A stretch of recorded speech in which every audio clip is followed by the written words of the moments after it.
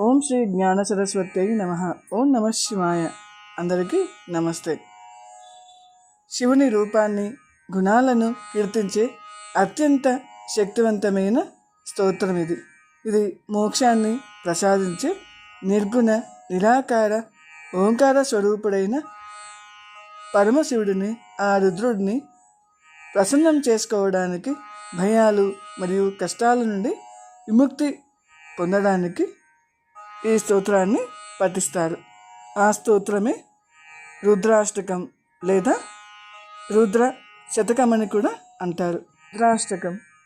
నమామీశమీశాన నిర్వాణ రూపం విభుం వ్యాపకం బ్రహ్మ వేద స్వరూపం నిజం నిర్గుణం నిర్వికల్పం నిరీహం చిదాకారమాకాశవాసం భజేహం నిరాకారమోకారమూలం తురీయం గిరజ్ఞానగోతీత మీశం గిరీశం కరాళం మహాకాళకాలం కృపాలం గుణాగార సంసారపారం నతోహం తుషారాది సంకాశ గౌరం గభీరం మనోభూతకోటి ప్రభాసి శరీరం స్ఫురన్మౌళికల్లోలిని చారు గంగా లసద్బాల బాలేందు కంఠే భుజంగం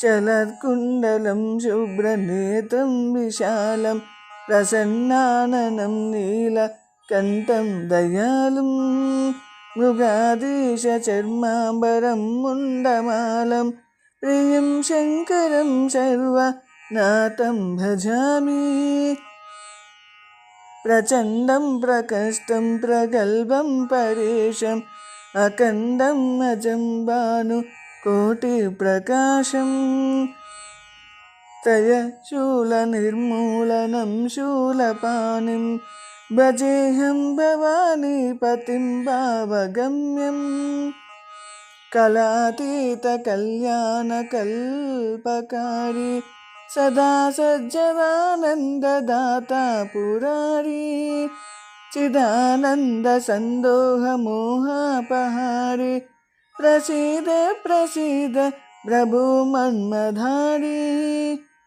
నయావద్ ఉమానాథ పాదారవిందం భజంతే హ్యలోకే పరేవ నరాణాం న తావత్ సుఖం శాంతి సంతాపనాశం ప్రసీద ప్రభో సర్వ భూతాదివాసం న జానామి యోగం జపం నైవ పూజాం నతోహం సదా సర్వదా శంభుతుభ్యం జరాజన్మ దుఃఖౌగ తాతంప్యమానం ప్రభో పాహ్యాపన్నమామీశ శంభో. రుద్రాష్టకమిదం ప్రోక్తం విప్రేణ హరతోషయే ఏ పఠంతి నరా భక్త్యా తేషాం శంభుః ప్రసీదతి ఇతి శ్రీ తులసీదాస విరచితం శ్రీ రుద్రాష్టకం సంపూర్ణం. మొదటి శ్లోకం అర్థం ఏమిటంటే, మోక్షస్వరూపుడు, నిర్వాణ రూపం, సర్వవ్యాపి, వేదస్వరూపుడు, గుణాతీతుడు, చిదాకాశ స్వరూపుడైన శివునికి నమస్కారం. సెకండ్ శ్లోకంలో నిరాకారుడు, ఓంకార స్వరూపుడు, జ్ఞానాతీతుడు, కైలాసవాసి, మహాకాల, కాలానికి కూడా కాలమైన శివునికి నమస్కరిస్తున్నాను అని అర్థము. మూడవ శ్లోకంలో హిమాలయాల వంటి తెల్లని కాంతి, కోటి మన్మధుల సౌందర్యం కలిగినవాడు, తలపై గంగ, ఫాలభాగంలో చంద్రుడు, మెడలో సర్పాలను ధరించిన శివునికి నా నమస్కారం.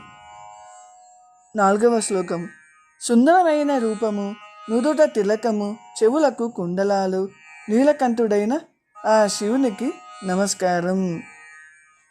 ఐదవ శ్లోకంలో ప్రచండమైన రూపము, త్రిశూలధారి, భవానీపతి అంటే పార్వతీపతి, జ్ఞానస్వరూపుడు పవిత్రుడైన శివునికి నేను నమస్కరిస్తున్నాను అని అర్థము.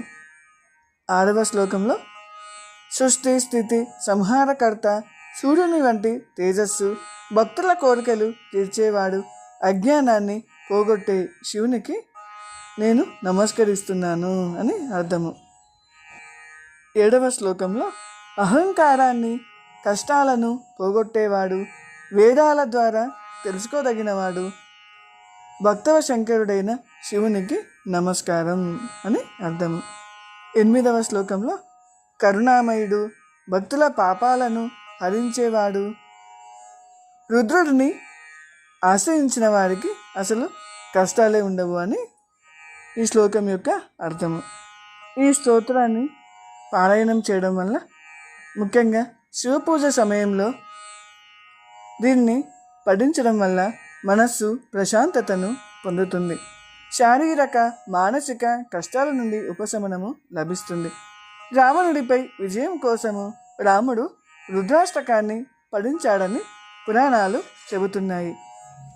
కాబట్టి ఇది శత్రునాశనము మరియు విజయానికి ప్రతీక అని చెప్పవచ్చు.